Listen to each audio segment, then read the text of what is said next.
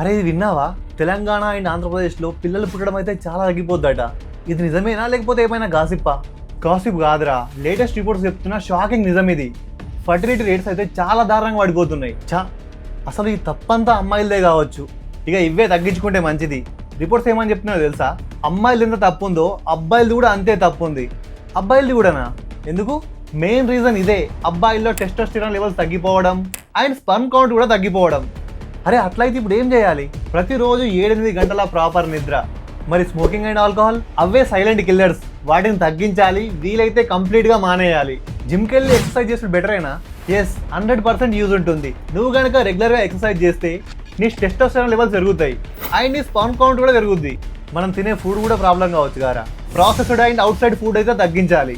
Vitamin C, vitamin E, vitamin B12, zinc and antioxidants ఎక్కువ ఉన్న fruits and vegetables అయితే ఎక్కువ తినాలి.